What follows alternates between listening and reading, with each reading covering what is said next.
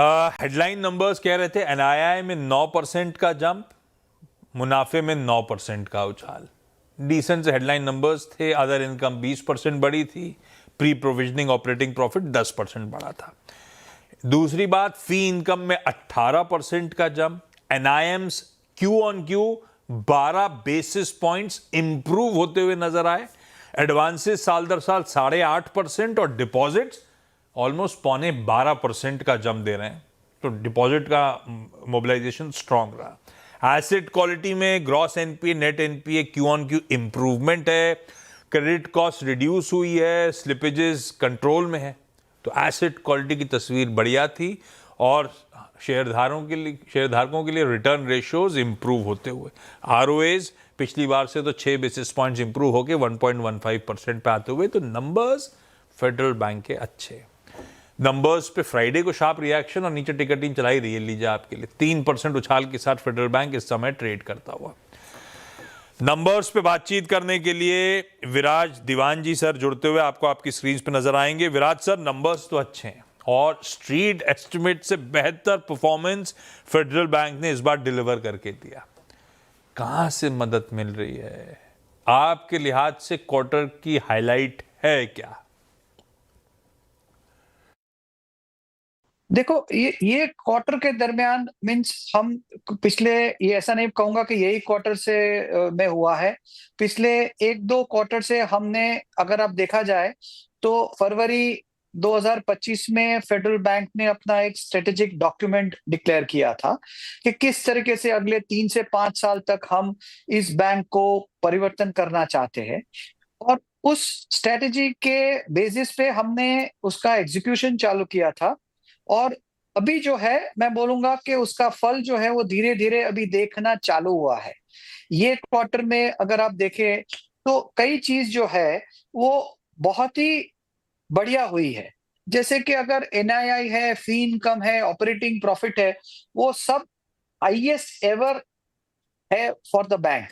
तो यानी हर जगह पे मीन्स अगर ये देखा जाए तो ओवरऑल रिजल्ट में हर एक पहलू जो है उसमें हम कुछ अच्छा दिखा पाए हैं। ये ऐसा नहीं है कि यही क्वार्टर का है, जो मैंने जैसे आपको पहले कहा, ये पिछले 2-3 क्वार्टर से कर रहे थे, जिसका अभी नतीजा एग्जीक्यूशन करते हुए आगे दिखे और ये क्वार्टर में दिखेगा और आगे भी इसकी उम्मीद है कि हम इसको मेंटेन कर पाएंगे। उम्मीद है कि इस तरह की परफॉर्मेंस नंबर्स मेंटेन कर पाए। विराट सर, फंड रेजिंग हुई थी ब्लैकस्टोन से, कैसे उस फंड का इस्तेमाल किस हद तक ग्रोथ को चैनलाइज करने के लिए कर पाएंगे? किस तरह से कॉस्ट ऑफ फंड्स आप एक्सपेक्ट कर रहे हो इंप्रूव होते हुए नजर आएंगे फेडरल बैंक के लिए? देखो, कॉस्ट ऑफ फंड्स जो है, ओके, उसको इंप्रूव करने के लिए एक कोई क्या बोलता हूं मैं, मेरे पास सिल्वर बुलेट नहीं है। हम इसके ऊपर अलग अलग तरीके से काम कर रहे हैं। जैसे कि कासा बढ़ाने का, अभी अगर आप देखोगे तो इस क्वार्टर में एक, हम ही अभी तक जिनके रिजल्ट्स डिक्लेयर हुए उसमें एक दो ही बैंक है जिसका कासा रेशियो इंप्रूव हुआ है। कासा रेशियो इंप्रूव होना यानी क्या कि का और सा का ग्रोथ जो है वो बढ़िया है। तो वो कासा बढ़ने से, कासा रेशियो बढ़ने से कॉस्ट ऑफ फंड्स में इंपैक्ट आता है। दूसरा, जो हाई कॉस्ट डिपॉजिट होती है उसको हमने कंट्रोल किया है, जिससे हमको एडवांटेज मिलता है। थोड़ा बहुत हमको सीआरआर से भी एडवांटेज मिला है।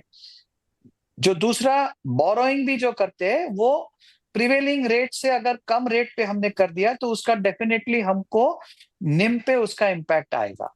वो निम पे इम्पैक्ट लाने के लिए कॉस्ट ऑफ फंड्स का जो जरिया जो है उसमें हमको ये रिडक्शन में आएगा। तो ये काफी 3-4 पहलू है जिसके ऊपर हम काम कर रहे हैं और ये आगे जाते हुए भी आपको नजर आएगा।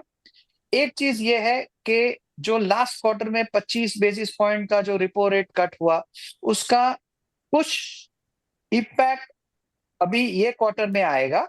लेकिन हम कोशिश करेंगे कि हम ये जो हमारा ट्रेजेक्टरी है उसको बनाए रखें। आपके लिए यानी कि फेडरल बैंक के लिए अब तक तो गोल्ड लोन सेगमेंट काफी इंपॉर्टेंट है। किस तरह की ग्रोथ विराट सर उस सेगमेंट में देखने को मिली? देखो कि अगर देखा जाए तो हमने इस क्वार्टर में क्वार्टर ऑन क्वार्टर 9% का ग्रोथ दिखाया है। अभी जो इस तरीके से देखा जाए कि ये 9% का ग्रोथ जो आया है in spite of the fact के हमको जो नए रेगुलेशंस आए उसके वजह से जो एक लाइन ऑफ बिजनेस जो हमारा था गोल्ड लोन में उसको धीरे धीरे हमको रोकना पड़ेगा। तो उसके बावजूद भी हमने ये ग्रोथ किया है। फेडरल बैंक पहले से ही गोल्ड लोन बिजनेस के लिए अच्छा परफॉर्मेंस देती आई है। आज की तारीख में हम इसके ऊपर फोकस है हमारा, और आगे जाते हुए भी गोल्ड लोन के ऊपर हमारा थ्रस्ट रहेगा। कैसे बिजनेस बढ़ा सकते हैं, और हमारे पास नेटवर्क है। जो गोल्ड लोन के लिए सबसे इंपॉर्टेंट चीज होती है कि आपका नेटवर्क किस तरीके से इन्वॉल्व है। तो हमारे पास नेटवर्क है, फोकस है और ब्रांड है गोल्ड लोन बिजनेस के लिए। तो ये गोल्ड लोन बिजनेस जो है वो ग्रो करता हुआ आपको अगले क्वार्टर्स में दिखेगा। नेटवर्क है, फोकस है और ब्रांड है, जो गोल्ड लोन बिजनेस के लिए बड़ा इंपॉर्टेंट है। और नेटवर्क लार्जली दक्षिण भारत में है, जहां पे गोल्ड लोन के जलवे भी तगड़े हैं। खैर, Virat sir, MFIs, micro finance space, वो ऑफ लेट काफी दिक्कत से गुजरी है। इस समय स्थिति क्या है? उस सेगमेंट में परफॉर्मेंस कैसा है? उस सेगमेंट का आउटलुक कैसा दिख रहा है? देखो, एमएफआई बिजनेस मैं वो जरूर कहूंगा कि the worst is not behind us in that sense. Industry में अभी भी लोग डर के उसके ऊपर आगे बढ़ रहे हैं। अगर फेडरल बैंक का मैं बताऊं तो मई महीने में सबसे ज्यादा क्रेडिट इश्यू आए थे। उसके बाद हर महीने जो हमारा नया फ्रेश स्लिपेजेस जो आप बोलते हैं वो कम होते हुए आया है। और मेरे हिसाब से अगला एक क्वार्टर है उसके अंदर जो पुराने प्रॉब्लम्स है वो रिजॉल्व हो जाएंगे। हम थोड़ा बिजनेस मॉडल को भी अलग तरीके से देख रहे हैं। तो अगले साल में इसमें कुछ आगे बढ़ने का हमको उम्मीद है।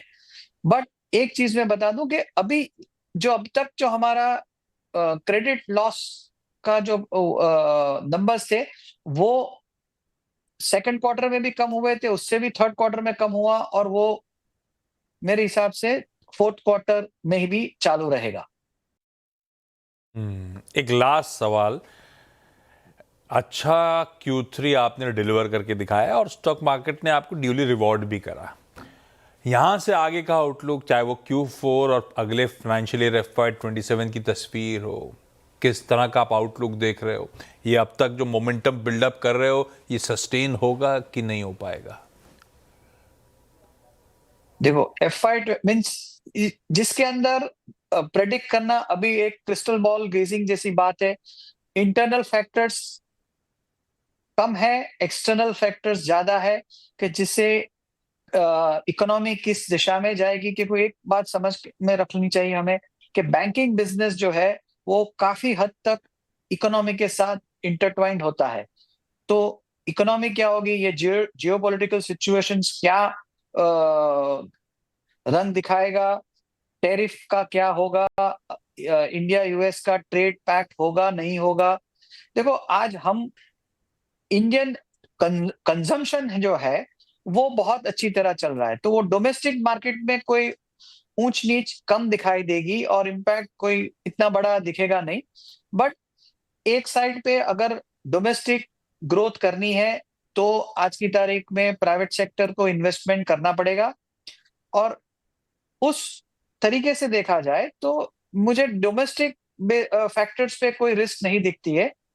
थोड़ी बहुत जो रिस्क दिखती है वो एक्सटर्नल फैक्टर्स पे है कि किस तरीके से ये सब चीज होगा।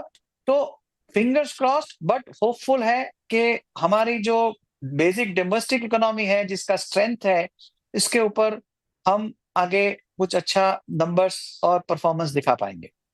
बात सही है।